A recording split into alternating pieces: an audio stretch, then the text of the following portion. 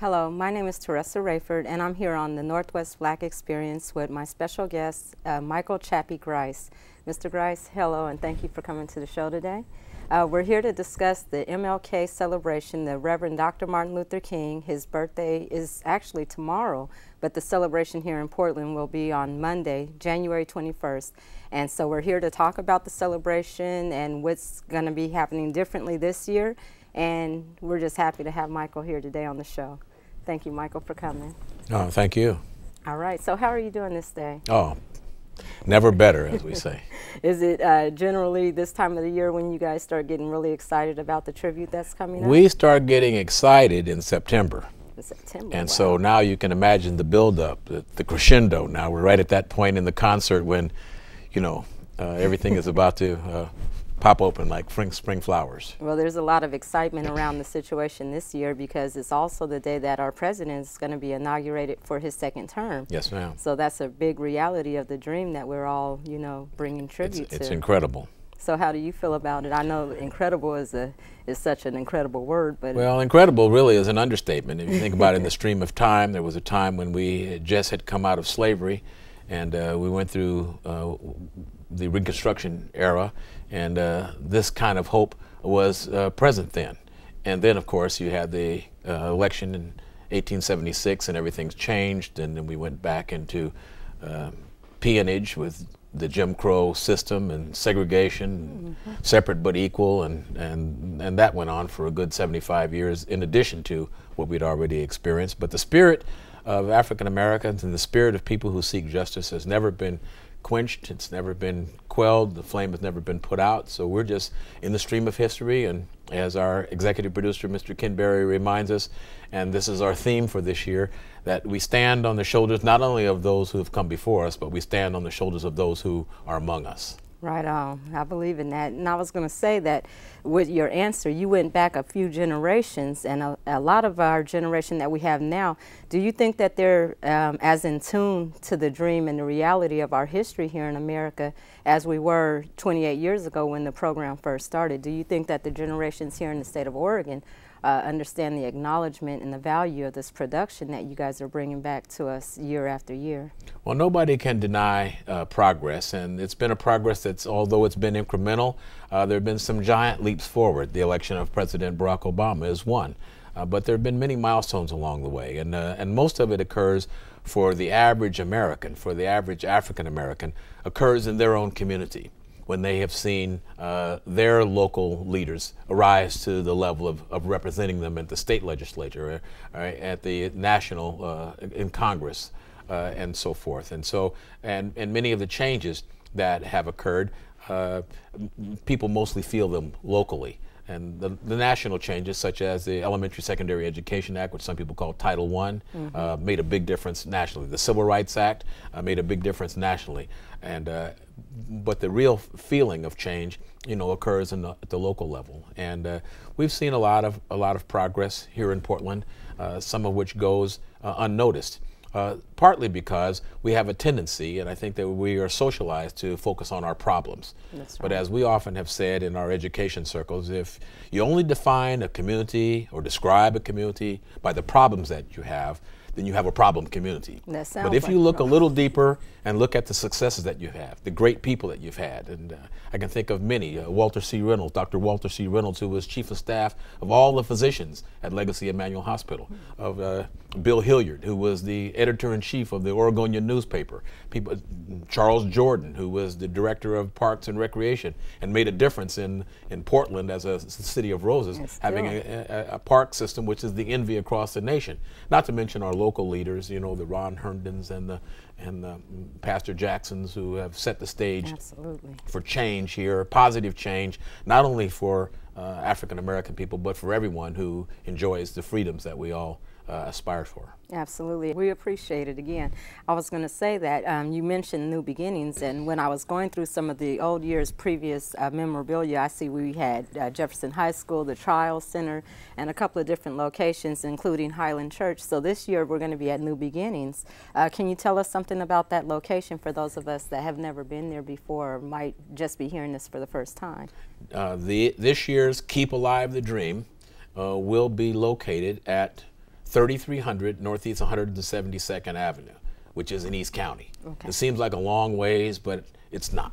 It's a mental barrier that people have to get over out of moving out of the convenience of being right in the heart of the community where we began at New Hope Missionary Baptist Church on Gantenbein Avenue, and then on to Jefferson High School, then out to the University of Portland Child Center, and then to Highland Christian Center, which we want to give Highland Christian Center a lot of credit. Right. Pastor Hardy and his crew and his team and his congregation welcomed us and made it possible there. And this year we've shifted to a much bigger venue for technical purposes, that we're going to be able to generate a more sophisticated production. And Mr. Berry has always emphasized that we want to deliver excellence, a higher and higher level of excellence, which is no small challenge for a community arts organization. That's right. We're a very tiny organization, hardly on the map, and this is our flagship. But increasingly, we are moving to working hard at the intersection of education and the arts and providing educational programming year-round. But that shift to this location at the New Beginnings Conference Center with Pastor Brad and Pastor Hanson, and they've made their facility open and available to us for rehearsals and for production. It will be an amazing presentation just from the venue itself. Absolutely. It's a first-class, first-rate, modern, large facility with plenty of parking and easy to get to. When I say 3300 Northeast 172nd Avenue, I'm speaking of 172nd and Sandy Boulevard. Okay. I want to point out, too, that on that day, on January 21st, there is some road construction work, so it won't be a straight shot out Sandy Boulevard to get there so easily. But you can go out Interstate 84 to 181st and loop to the left around until you see it. And it's big and it's substantial, and you'll see a lot of people showing up there. It's going to be hard to miss, right? It'll be hard to miss, yes, ma'am. And we'll have the information on the website as well, right? Yes, our website is, for those who want to go there, worldartspdx.org. Okay. That's a WORLDARTSPDX.org. Right on. And Did I spell it right? Make sure, yeah, and we'll make sure to have it on the screen as well for our viewers.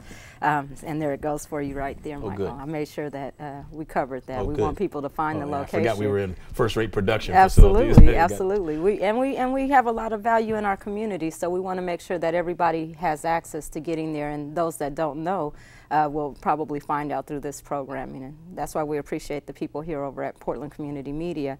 One of the other things that I wanted to ask you, Michael, the location out there, we're usually, we have the Dream Village. Will the Dream Village still be there? Is everything going to be the same, or, with the Yes, one of the most popular features, and it has grown with us, is having the Dream Village. And the Dream Village is, for all intents and purposes, a bazaar where local vendors can bring their wares, their stories, and as well as public agencies have their artifacts and their brochures, and each person or each group is assigned a table, and it's all in one large room. And in that room, they can go in there and shop or convubiate and build their clientele, and so that is a really interesting and valuable family aspect of and a commercial aspect for those people who want to expose their business and get some traffic in ways that they can't otherwise, because they're taking advantage of the population that comes to the program. But the main stage is well lit and large and ideal for the recording purposes, because one of our objectives is not just to have the program, not just to showcase our talent in the community, but also to preserve some of that showcase, some of the gospel choirs, some of the individual speakers, and making it available to a larger audience, so that it will be simulcast here at PCM. It'll be simulcast over the public school television network, and of course broadcast on radio. Good deal. And I was going to say that in addition to bringing this celebration and tribute to our city once a year, the opportunity for the vendors to connect with you and to promote their goods and services, that brings an economic opportunity to some business owners that, like you said, otherwise wouldn't be able to have that type of exposure. So outside of just, helping us relive the offerings of our communities and the dream of Martin Luther King, you've also brought in an economic opportunity for people.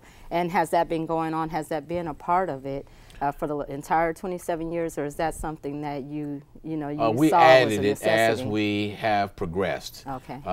We added it when we first were at Highland Christian Center. I think it amplified there. We had some notions of it when we were at the University of Portland, but now it's grown and we're at capacity. Right. We have more people requesting space to vend there than we have tables and space available. So that's a good thing. It tells us, one, that people are interested, that they have found it to be a successful venue.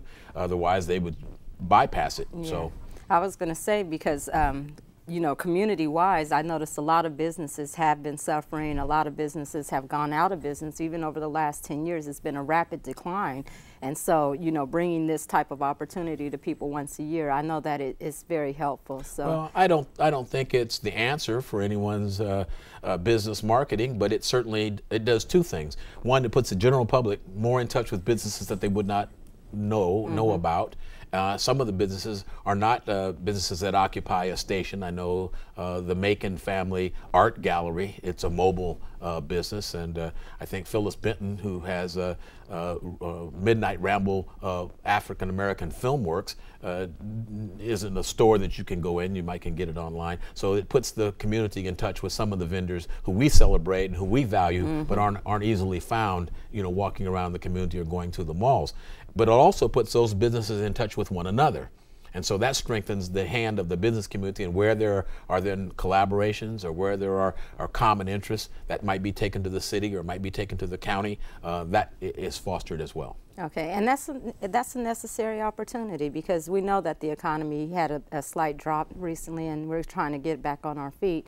But I think that that's something that's good. And I wanted to ask you, because for 28 years, did you guys expect that it was going to be this long? Did you guys get in it for the long haul, or what? What did you expect when you first? When we started, we wanted to celebrate the Reverend Dr. Martin Luther King Jr.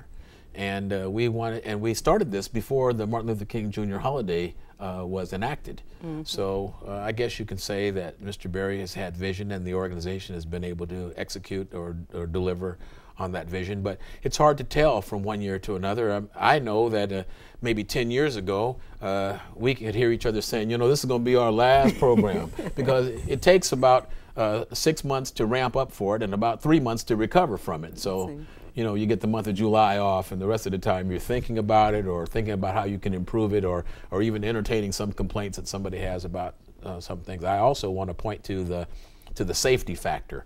In a day and age when people are walking around with automatic weapons and so forth, knock on wood, we've had knock on my wooden head, we have had 0 incidents, and people have learned to feel comfortable in that environment, thanks to the security team that we put together. Jeff Brooks is our security chief, and he has under his command for that day, he takes it pretty seriously, the support of the local law enforcement. And this year, because we're at New Beginnings on 172nd and Northeast Sandy, we're right between Portland and Gresham. And so this year we have the support of the Gresham firefighters and law enforcement, as well as the Portland police. Right.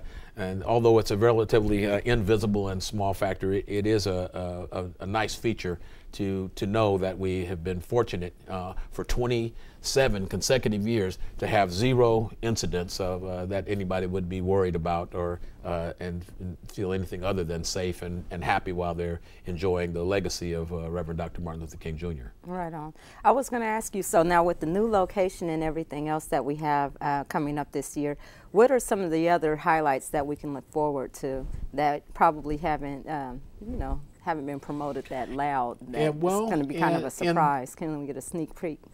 In that sense, the program will be very similar to programs that we've had in the past, except that it's always high quality. So even if you've been there before, been there, done that, you're going to experience a great showcase of local talent, the children's choirs, Daynell that's coming from Seattle, the inspirational sounds that come from Eugene, and then local talent as well as local speakers. And you know, the thing that people come there for is not only the showcase of local talent. it's a reunion, very much like the Gathering, which began as a periodic reunion of Jefferson High School students.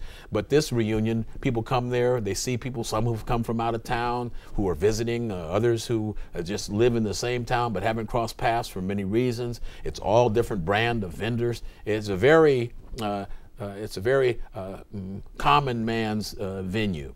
And so a lot of what people go there for is for the joy of mingling and seeing people that they saw last year, haven't seen for a long time, as well as the serious part of what we're attempting to do, and that is to shine the light on one great American. He's only one of many great Americans, but he is a premier in carrying out the ideas of democracy, and carrying out the ideas of freedom, and carrying out the ideas of the struggle that's required in order to build and sustain justice. That's right.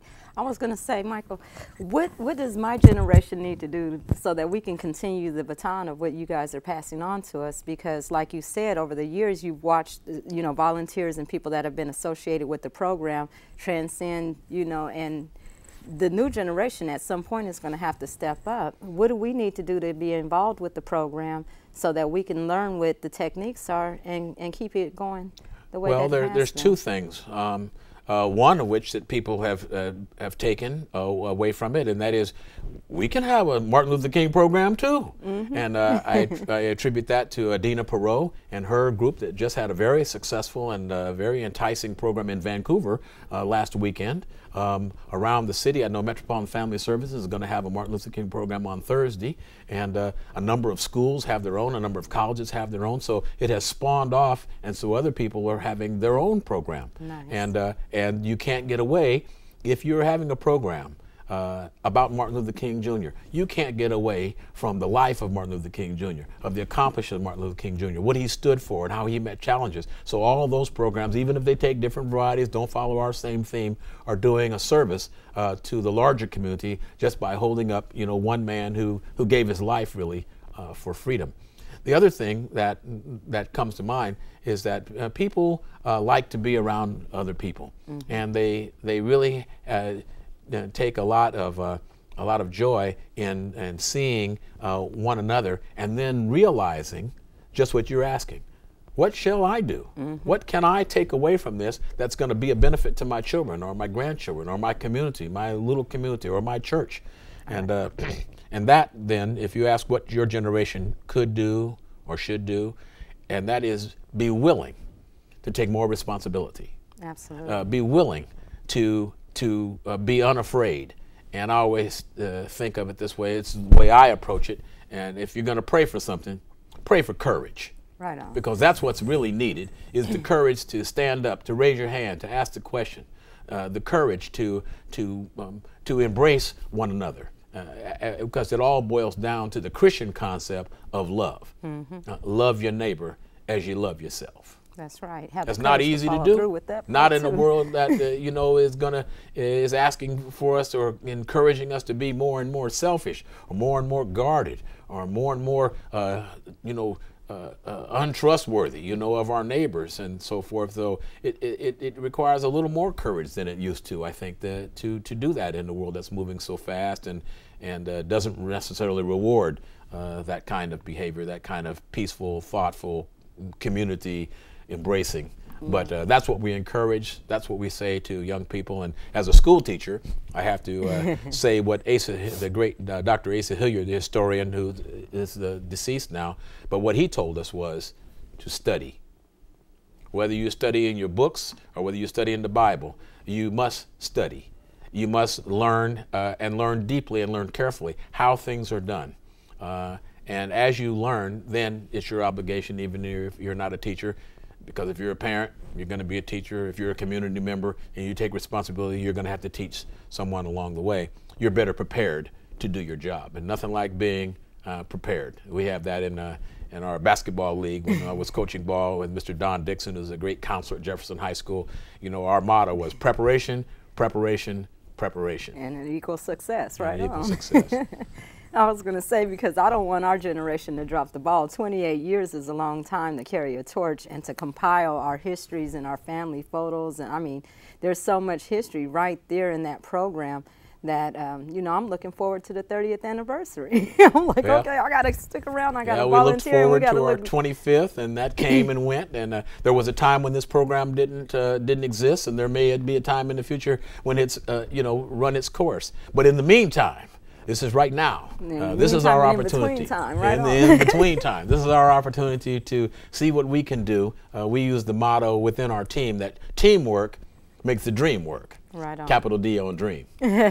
Well, with that being said, let's check out a video of the program that is running right now on MSNBC. It's running on Comcast and on the History Channel.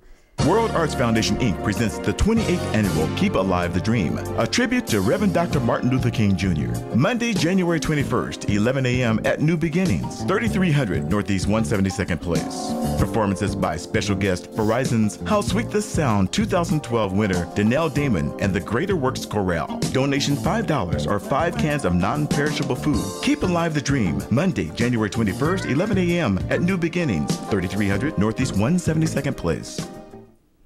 Wow, that was a nice commercial. And so we're on Comcast, MSNBC, the History Channel, and again, the program will be streaming live on the day of the event.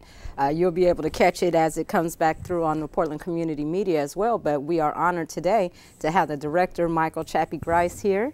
And, you know, a lot of excitement is going on. We talked about some of the things that are happening in the world right now as far as violence and shootings and racism and economics and all these different things, but we still have the spirit of unity when it comes to celebrating the dream of Martin Luther King. So it doesn't mean that, so with all that's happening, we haven't lost hope.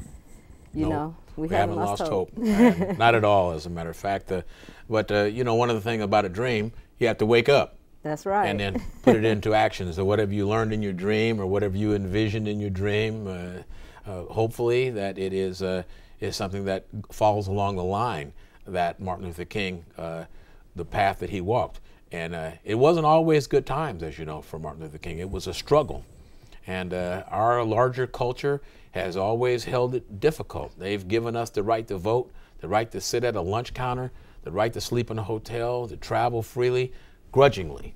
Right. It has never come easy. So, but to do that in a way to accomplish your aims on an individual level and on a community level, and to do it with a peaceful mind and with an open mind and in a nonviolent way, in a way that that really begets peace and hope and tranquility, that was the dream, to be able to accomplish things without going to war in order to do it. Yes, you have to do battle. There's no question about it.